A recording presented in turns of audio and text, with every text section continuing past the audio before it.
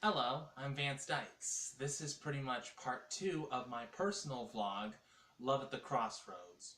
So in the last vlog, in part 1, I was talking about how even though I was engaged to my Filipina fiance, of whom I'm still engaged to, by the way, sometimes my sometimes I say things the wrong way. Anyway, so how being engaged to my Filipina fiance, I still had my desires to want to be with a Native American woman. And I remember, I think it was about maybe 2 years into the engagement, I was watching a film that my family recorded on VHS when it was on TV many years ago. And it's actually a film that holds a special place in my heart because I used to watch it almost all the time with my family, and especially my grandmother, when it was shown on TV. It was basically a TV movie starring Janine Turner.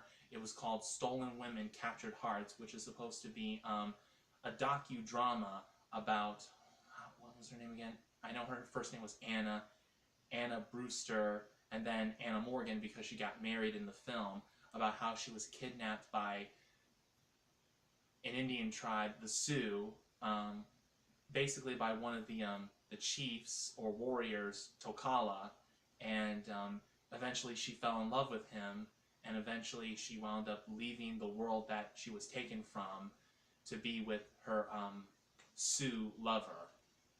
So that's pretty much a film that holds a special place in my heart because I used to watch it as a kid with my family.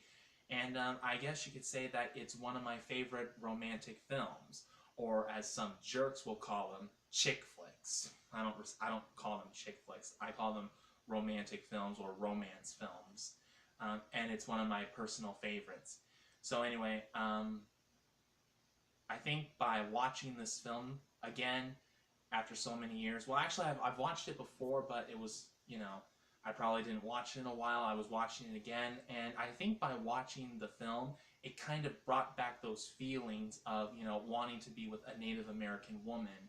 And I don't remember exactly how long it went, but it didn't really last long. I eventually just put the idea aside, remembering, hey, you're already engaged to someone who's wonderful, you gotta let these feelings go, just let them go.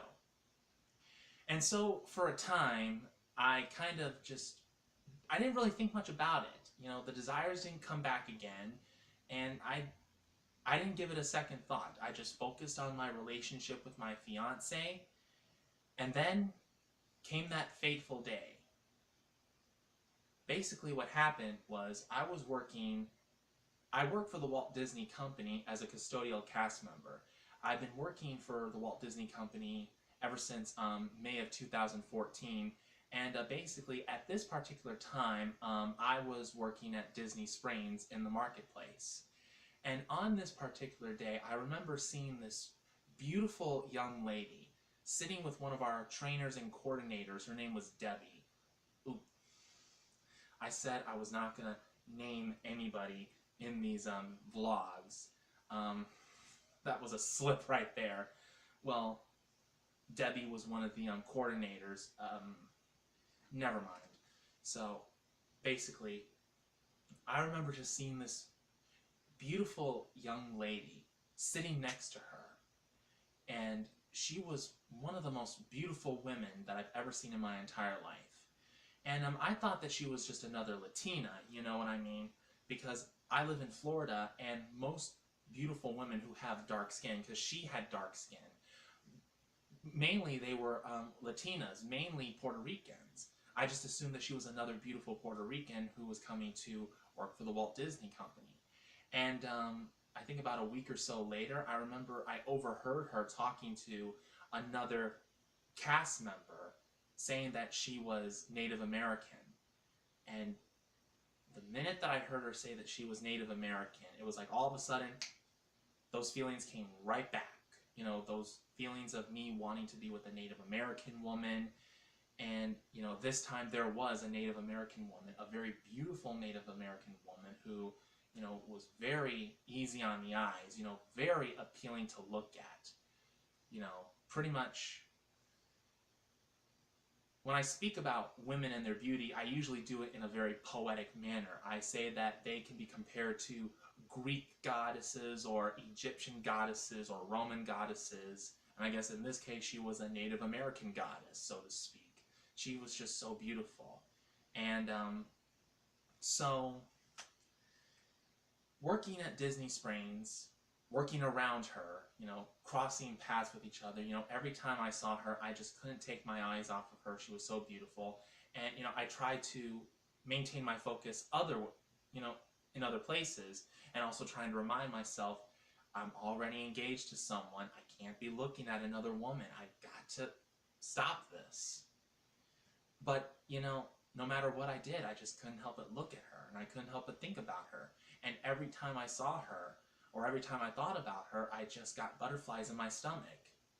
And pretty much to make matters even more interesting was that when I was going back to the water parks, because I'm stationed in the water parks. When I started at Disney, I was working part-time at Blizzard Beach, the Blizzard Beach water park, which is literally right next door to the Animal Kingdom theme park in the Walt Disney World Resort. And when I transferred to full-time, I was working at the Typhoon Lagoon water park, which is literally right across the street from Disney Springs.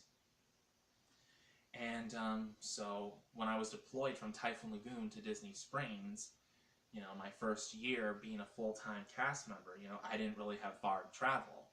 So anyway, like I said, to make matters more interesting was that, not only was I going to be working with this beautiful Native American woman at Disney Springs in the marketplace, but I was also going to be working with her for most of the year at Typhoon Lagoon. But of course, Typhoon Lagoon wasn't open just yet at this time. They were still making last-minute arrangements to make sure that when the park was open, everything was ready. Because this was 2017. This was when they were opening up that new attraction at Typhoon Lagoon, Misadventure Falls, which is a very interesting water slide because of all the water slides that's at Typhoon Lagoon. This is the one water slide where you don't have to go up a flight of stairs carrying a big tube.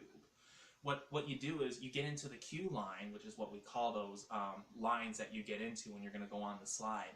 You get into the queue line and you wait in line, and then you get into the water, you get into the pool area, and the slide ops, which are basically lifeguards who wear blue, who are mainly in charge of operating the slides, operating the attractions, making sure that you go up and down them safely without getting injured.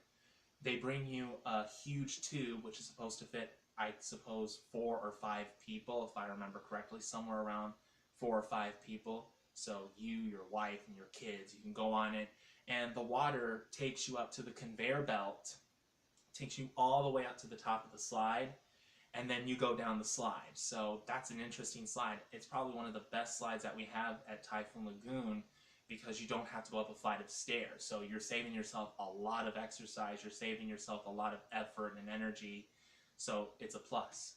Anyway, so they were trying to make sure that everything would be up and running for when we would open for the spring and summer of 2017.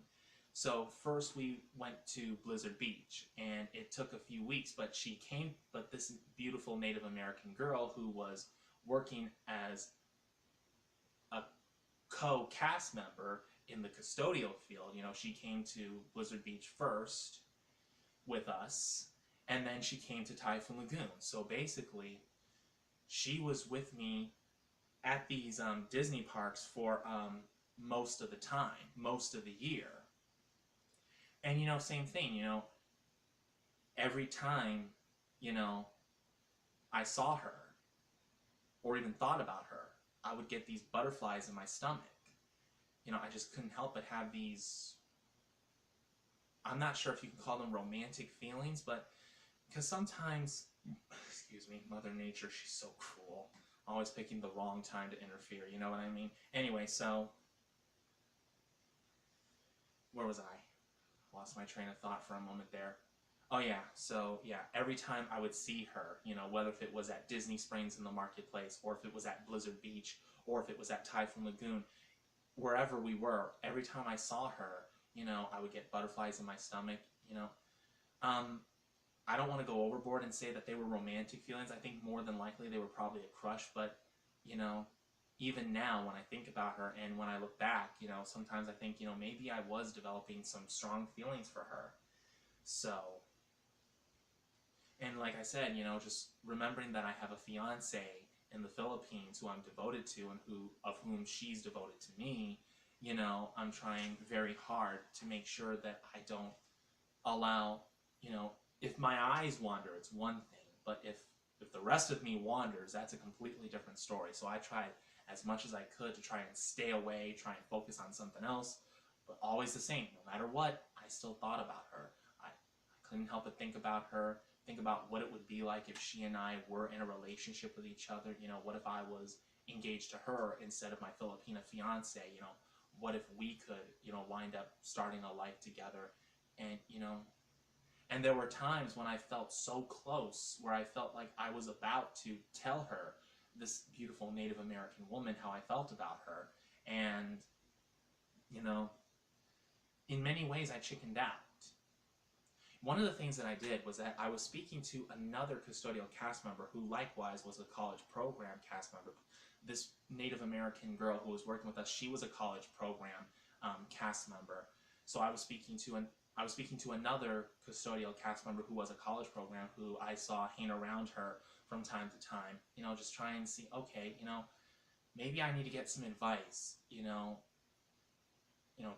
maybe get some information. Does this girl have a boyfriend? Is she interested in dating? Just basically what I was trying to do was I was trying to get it off my chest. I was trying to get it off my chest because I felt that if I did that, I would feel better. So basically, I was talking to this college program cast member, telling her what I thought about this particular girl, this Native American girl, and she told me that, she's happy being single. I think she mentioned that there was someone back in her home state of Arizona that she was interested in.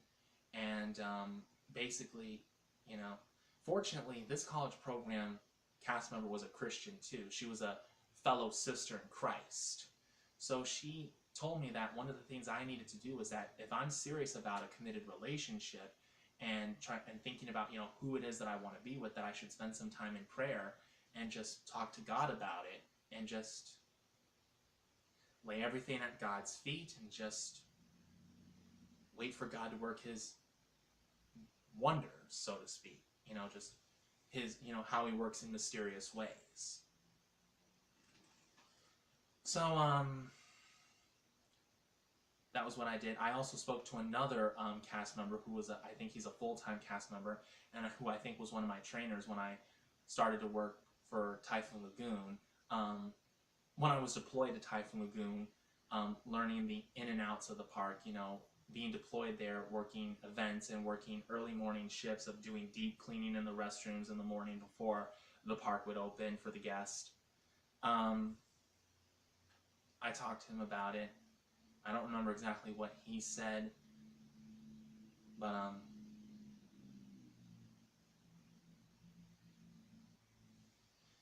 so this is something that I dealt with, and like I said, there were times when I was thinking about telling this beautiful Native American woman how I felt about her, whether if it was just a small innocent crush or if it really was me developing feelings for her.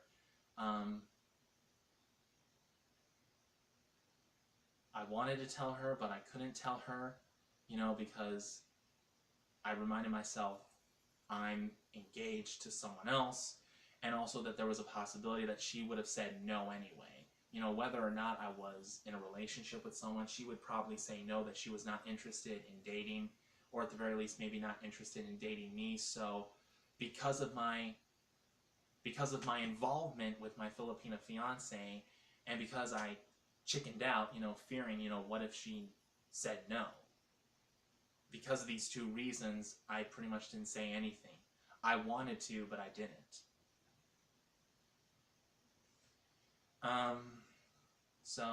And then came time for us to be deployed to our locations, because, the water parks, they're not open usually in the fall and winter seasons. They stay open for a while.